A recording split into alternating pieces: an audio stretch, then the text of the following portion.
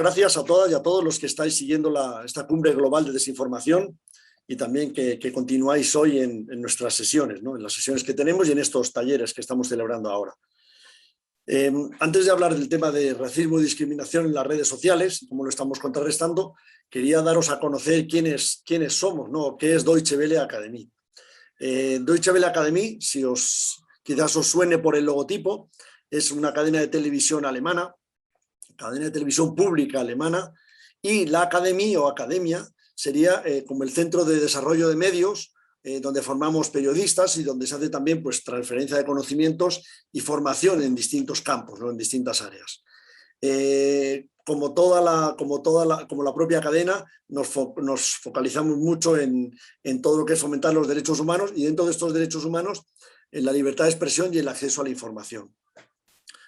Como es una cadena pública, trabajamos con fondos del Ministerio de Cooperación Alemana y de Relaciones Exteriores, con lo cual nos debemos también a los ciudadanos alemanes que con sus impuestos pues, financian el trabajo que hacemos tanto Deutsche Welle como nosotros en la Academia.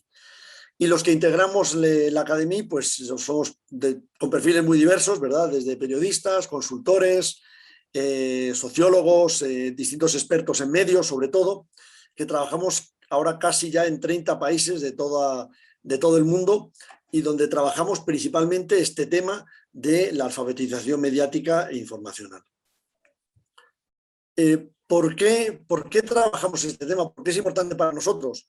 Pues porque nos estamos encontrando, ya no solo ahora y de manera muy exagerada, ¿no? O de manera muy amplia, como estamos viendo y como se han comentado en las sesiones anteriores, nos encontramos con una manipulación de la verdad constante, donde la desinformación pues es lo más habitual ahora mismo, sobre todo tomando en cuenta que todos los ciudadanos tenemos acceso a mucha información de distintos canales, de distintas fuentes, por distintas personas, pero que no siempre es correcta, ¿no? Como hemos visto, porque hay un exceso de información y ahora con la infodemia lo estamos viendo, ¿no? El año pasado, sobre todo, cuando comenzó la pandemia, pues la información que fluía era inmensa y la gente pues estaba despistada o asustada o reaccionaba, y ahora pues la gente ya se lo toma con más moderación, ¿no? Porque además dentro de la comunicación y de la información, la parte visual ha tomado un elemento muy importante, es decir, las fotos, los memes, y estos memes sobre todo como forma de entretenimiento, pero también los memes como una manera de desinformar o de abusar o de acosar a otras personas, ¿no? Donde nos encontramos también mensajes de racismo y discriminación, como vamos a ver después en el estudio, y donde principalmente, y esto lo estudiamos desde AMI, el comportamiento virtual tiene unas consecuencias en el comportamiento real o en la vida real, ¿no? Eso no podemos olvidarlo y sobre todo lo estamos viendo en los últimos años, ¿no? ¿Por qué entonces nosotros trabajamos o consideramos que la alfabetización mediática e informacional es importante? Digo nosotros desde Deutsche Welle Academy porque también UNESCO está trabajando muy fuerte en todo el mundo la alfabetización mediática e informacional. Nosotros lo hacemos desde esos países que os comentaba antes, pero también lo hacemos aplicándolo al terreno, en el trabajo diario con las comunidades. Trabajamos con 2 socios, que luego os contaré un poco, y trabajamos con estudiantes, con maestros, con profesionales. Con todo esto, ¿qué es para nosotros la alfabetización mediática e informacional? Pues son los conocimientos, habilidades y actitudes que proponemos para que los ciudadanos desarrollen un pensamiento crítico que les permita interactuar con los medios de comunicación y con otros proveedores de información, tomando en cuenta que ya los ciudadanos no solo obtenemos información de los medios, podríamos decir, tradicionales o oficiales, sino que obtenemos información de muchísimas fuentes. Para muchas personas en América Latina, y no me dejaréis mentir, WhatsApp es ahora mismo un medio de información de las cadenas o de los grupos en los que estamos, pero también Facebook o también Twitter, ¿no? Entonces, la información ya no viene por esas fuentes oficiales, ¿no? Y con todos estos elementos, pues hacer que los ciudadanos ejerzan su derecho a la información y a la libre expresión. ¿Qué implica esta nueva concepción de la alfabetización mediática e informacional? Cuando preguntamos en cualquiera de nuestros países qué entienden por alfabetización mediática e informacional, rápidamente lo asocian con la alfabetización, con saber leer y escribir. Entonces dicen, bueno, pues alfabetización mediática e informacional, educarte sobre la información. Sí, pero AMI o el ecosistema AMI que nosotros fomentamos o trabajamos sobre él, tiene que ver primero pues, con la alfabetización bibliotecaria, es decir, la importancia de la alfabetización en el análisis o en el trabajo en una biblioteca, pero también la alfabetización en la libertad de expresión, en la libertad de expresión e información, la alfabetización digital, cómo tenemos que conocer el uso de los medios digitales para de manera apropiada poder utilizarlo, la alfabetización computacional o la alfabetización en Internet. Cómo podemos saber usar Internet de una manera apropiada y sacarle todo el jugo y todo lo bueno que tiene y no lo malo que también tiene, ¿no? O la alfabetización en los juegos, la alfabetización cinematográfica, cómo entender también el cine, las productoras, las producciones, las películas, los países, los estudios que las hacen, ¿no? Quiénes están detrás. La alfabetización televisiva, por supuesto, es decir, quién está detrás de las cadenas, quiénes son los dueños de los canales, por qué la información en un canal aparece de una manera y en otros de otra, ¿no? La información, la alfabetización noticiosa, absolutamente. La alfabetización publicitaria también, saber leer los anuncios o la publicidad y en los medios, por supuesto, ¿no? Esto conforma todo el ecosistema de alfabetización mediática e informacional. En ese entorno, desde Deutsche Welle Academy, trabajamos, proponemos, promovemos, difundimos 5 competencias que son competencias o habilidades que entendemos que son las que los ciudadanos debemos desarrollar para poder tener ese pensamiento crítico a la hora de analizar y de conocer los medios. La primera competencia sería el acceso, es decir, cómo podemos saber qué información, cómo buscar esa información, a través de qué canales encontrar esa información, verificar las fuentes y los hechos. Se ha estado hablando en varias sesiones esta mañana de todo el tema de la verificación de datos, de la verificación de las fuentes, ¿no? Es decir, el acceso ya es importante y hay que tener cierta habilidad para el acceso, ¿no? Es decir, no quedarnos, por ejemplo, solamente en un navegador mundial que conocidos por todos, sino que hay otra serie de navegadores, de buscadores, de lugares donde encontrar esa información. Otra competencia o habilidad sería el análisis.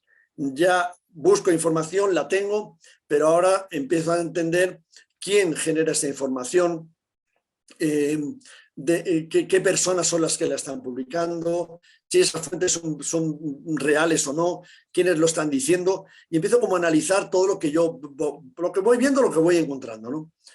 Una tercera competencia que nos parece muy importante es la reflexión, es decir, qué entendemos nosotros o qué derechos tenemos frente a la información y las obligaciones que también tenemos y que encontramos en los mensajes. Es decir, cuando recibimos un mensaje en una cadena de WhatsApp, pues me tengo que parar a preguntarme si realmente eso puede ser cierto o no, quién me lo está mandando, si alguien que lo ha reenviado, por supuesto, pero de dónde ha sacado esa información, qué fuente es, eso está verificado o no, ¿no? No quedarnos solo en estas 3 que son de acceso, análisis y reflexión, sino en la competencia o la habilidad de creación. Es decir, ¿qué puedo hacer yo para no ser solo un consumidor de contenidos, sino un generador de contenidos? Entonces, por ejemplo, ¿cómo puedo yo publicar la información en las redes? ¿Cómo puedo yo agarrar ese mensaje que me ha llegado a mí desde WhatsApp, transformarlo y ponerlo o subirlo de otra manera y convertirlo de otra forma, ¿no? O cómo hacer un buen trabajo pues en una publicación. Os decía antes que, claro, ya las fuentes de información no son solo los canales tradicionales de televisión, prensa escrita y radio, sino que ahora hay muchísimos más canales con muchísimas más personas y que todos se convierten en informadores, y nosotros también en informadores desde el momento en que publicamos algo en una cadena de WhatsApp. Bueno, pues ¿cómo puedo yo generar un buen post para Facebook o un buen mensaje corto para Twitter o para esta noticia que quiero compartir de WhatsApp para que sea entendible, pueda ser verificable y realmente cause un efecto positivo, ¿no? Y por último, no quedarme solo en esto, sino ¿qué me lleva a mí a la acción? Es decir, bueno, ¿yo ahora qué hago, no? ¿Yo me voy a quedar simplemente a entender lo que está pasando, a ver esas cadenas y compartirlas o no? ¿O yo puedo hacer algo? ¿O yo puedo denunciar? Yo puedo denunciar a través de las redes sociales que este artículo, este comentario o este usuario de Twitter está promoviendo comentarios racistas constantemente, ¿no? Es decir, ¿cómo yo puedo participar también y exigir la transparencia de la información o el uso apropiado de los datos, ¿no? Entonces, estas son las competencias que nosotros proponemos y que trabajamos constantemente y que a partir de eso nos hemos dado cuenta que una manera muy interesante de llevarlas a la práctica es a través de los juegos, a través de, nosotros aquí en Guatemala, bueno, en México, El Salvador y Honduras trabajamos con distintos socios, organizaciones locales, que a su vez trabajan impulsando las estrategias o las habilidades de AMI, pues con juegos, como vemos ahí en la pantalla del lado izquierdo, que es un juego de dado con una serie de preguntas y contenidos relacionados con la alfabetización mediática e informacional, que lo usamos con colegios. En colegios también se ha ido a universidades. O, como vemos en la foto de abajo, trabajamos con jóvenes, en el caso de Guatemala, de 4 comunidades indígenas, con los cuales desarrollamos estas habilidades para que en sus propios idiomas ellos puedan trabajar a su vez con otros jóvenes de la región o de sus áreas y en los medios locales que se encuentran allá, ¿no? Entonces, la importancia de no quedarnos solo en el entorno urbano, como podríamos ver en la foto de la izquierda, sino ir también al interior, a los, digamos, en este caso son zonas con peor conectividad en Internet, con menos acceso, pero con unas ganas tremendas de aprender y en su propio idioma promover esas habilidades de alfabetización mediática e informacional en sus comunidades. O, como vemos arriba, pues como también estos contenidos de alfabetización mediática se pueden transformar en un contenido educativo. En este caso es una publicación para una formación que se llama El Maestro en Casa, donde también les van a hablar de alfabetización mediática e informacional a alumnos de, creo que es entre 13 y 16 años, ¿no? Entonces, no solo trabajamos en la parte conceptual de lo que es la alfabetización, sino que lo llevamos a la práctica en algo que a nosotros nos parece muy valioso, que es con los juegos, con la parte lúdica, con metodologías que implican mucho a los jóvenes en la participación, incluso en la creación y en la difusión de todos estos contenidos. Las organizaciones con las que trabajamos normalmente también generan muchos contenidos para redes sociales, con campañas para evitar la desinformación a través de posts, a través de vídeos cortos, y que realmente tiene un impacto muy bueno, porque con mensajes muy cortitos le dicen a los jóvenes, que es su público objetivo, cómo contrarrestar pues, ese discurso de odio o de racismo que pueden encontrar. Comentaba antes María Silvia que os iba a hablar de un estudio que hicimos sobre el racismo y discriminación en las redes sociales. Este fue un estudio que se hizo en 2019, aquí en Guatemala principalmente, donde trabajamos con una serie de, bueno, con unos investigadores indígenas y mestizos, hombres y mujeres, la mayoría jóvenes, que analizaron las redes sociales de una serie de influencers de aquí de Guatemala.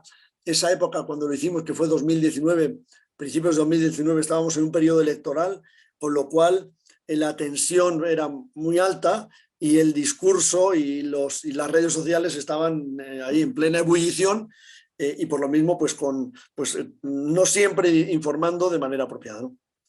Nos juntamos 3 organizaciones, una que trabajaba en temas de tecnología cívica, una fundación experta en temas de racismo y discriminación, y nosotros como Deutsche Welle Academy con el interés de descubrir cómo se promueve el racismo y discriminación, pero a través de las redes sociales, ¿no? Bajo este enfoque de alfabetización mediática e informacional. Entonces se llevó a cabo un estudio. El estudio lo que pretendía era, primero, detectar cuáles son estos prejuicios, estereotipos o las expresiones que se dan mayoritariamente en las redes sociales. También conocer a las personas que escriben en las redes, en la prensa, y que tienen cierta influencia, ¿verdad? Lo que serían los llamados influencers. Y por último, con lo que encontrábamos, cómo concientizar a los usuarios, a los ciudadanos, a los estudiantes, a jóvenes, a universitarios, sobre qué campañas de alfabetización mediática e informacional podríamos hacer para contrarrestar estos resultados.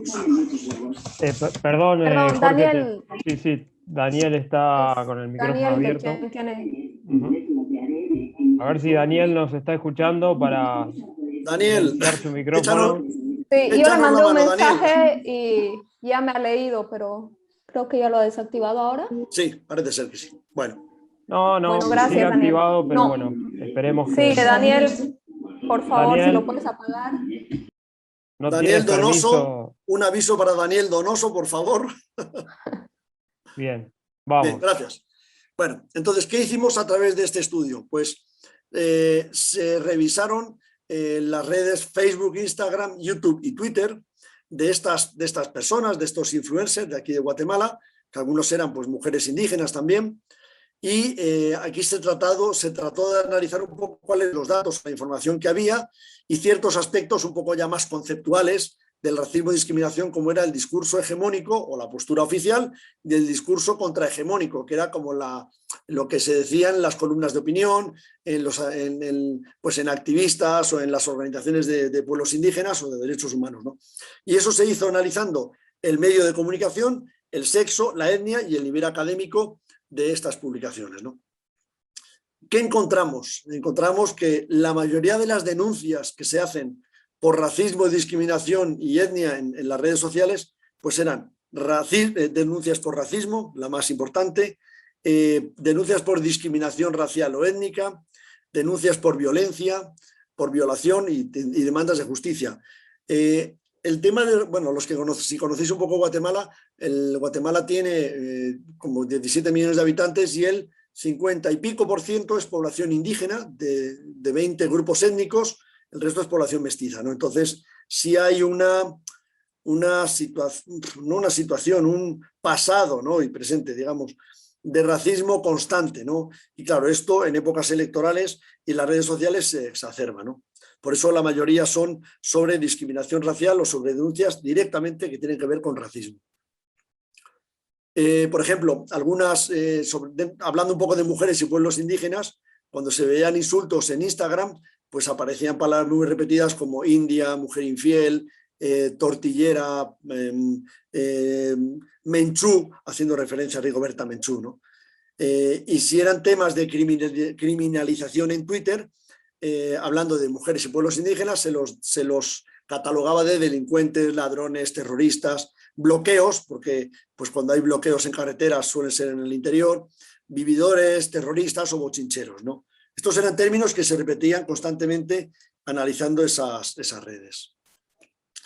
Algo que se presentó en el estudio y que nos parecía que tiene un valor intrínseco muy bueno es la pirámide de odio, y aquí a la izquierda pues cuenta un poco qué es esa pirámide de odio, que demuestra cómo el odio del genocidio se construye a partir de comportamientos en los niveles inferiores, ¿no? Entonces, por ejemplo, en este caso es la pirámide de odio de Facebook. Si en la parte de abajo encontramos que empiezan insultos como tontos, manipulados, resentidos, etcétera, que de ahí van subiendo a socialistas, guerrilleros o comunistas, de ahí ya pasa un escalón donde ya se fomenta más la discriminación de etnia y género, donde ya es por la india, resentida, envidiosa, pobrecita, guerrillera, y sigue subiendo. El siguiente sería como criminalización de pueblos indígenas y puede terminar en los crímenes de odio, ¿no? Entonces, esta pirámide de odio se hizo en las distintas redes sociales y sí demuestra cómo la escalada del nivel de insultos o de insultos, ¿no? De maltratos que puede haber en las redes sociales muy por abajo y empezando, pues puede llegar a cosas mucho más serias y mucho más graves de consecuencias irreparables, ¿no? Como en este caso crímenes de odio. Pero sí quería mostraros la pirámide porque sí nos parece que demuestra un poco cómo se puede empezar por poco y las consecuencias pueden ser terribles, ¿no? Aquí tenemos algunos ejemplos.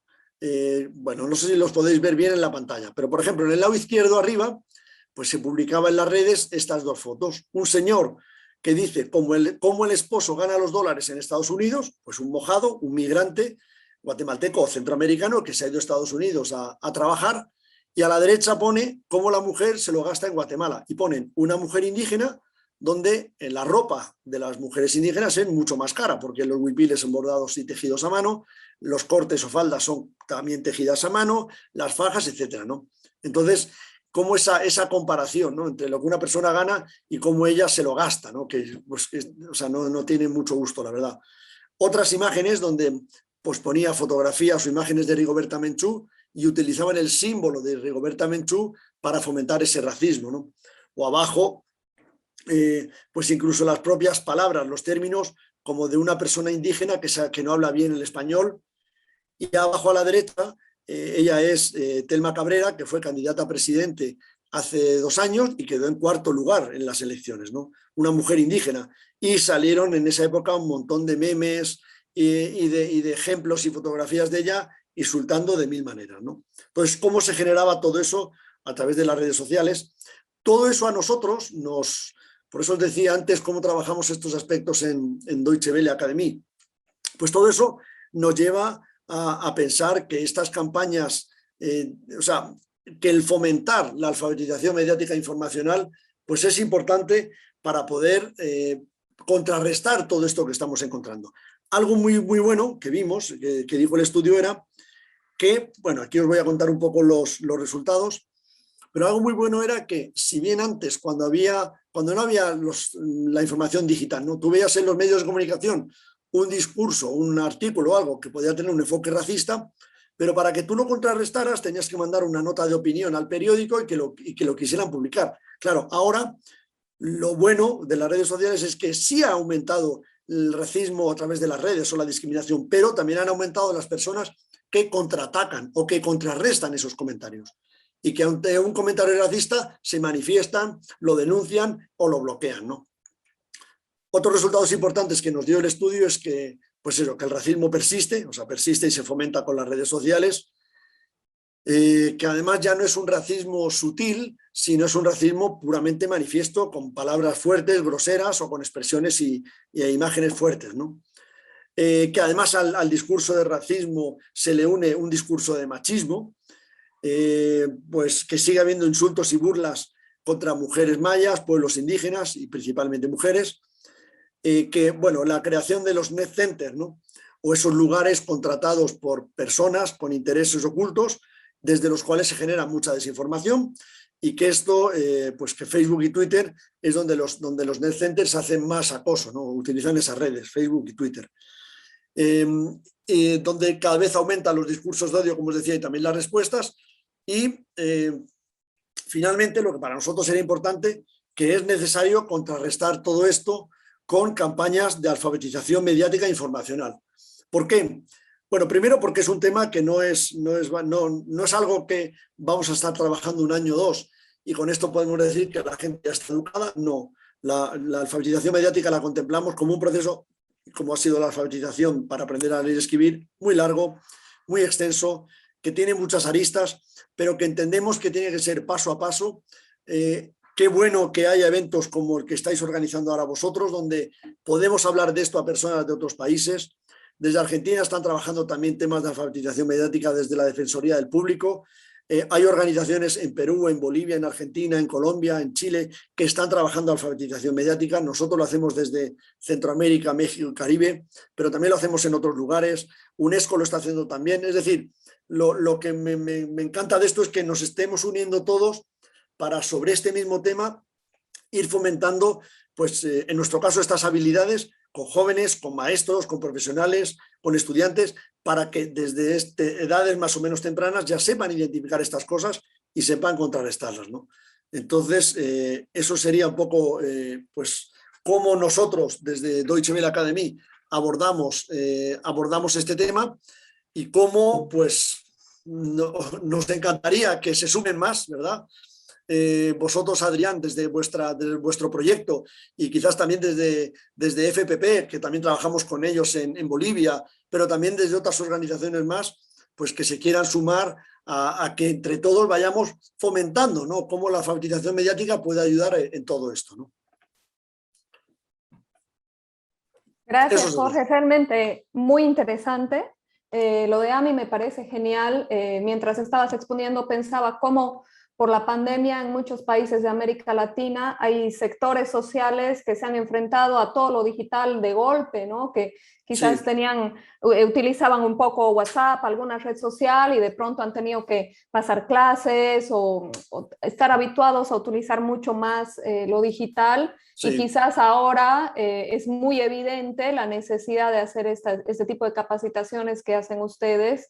Y me parece fundamental también lo que mencionabas al final, ¿no?, que sea algo más integral y colaborativo desde diferentes sectores. Sí, mira, el ejemplo que os decía antes de las comunidades indígenas con las que trabajamos, por la distancia que se encuentran esos lugares donde están estos jóvenes de los centros urbanos, pues esa dificultad que comentas, María Silvia, ha tenido que ser, es decir, jóvenes que no usaban la tecnología para nada y de repente, y que tampoco tienen una laptop, ni tienen una PC en casa, tienen un teléfono tarjetero, un teléfono que compran saldo de internet cuando pueden y que desde esos teléfonos están estudiando, se están comunicando, están entrevistando o están fomentando esas capacitaciones o esa formación en alfabetización mediática y lo están haciendo, o sea, sí llegan a la gente, pero con todas las dificultades del mundo, ¿no?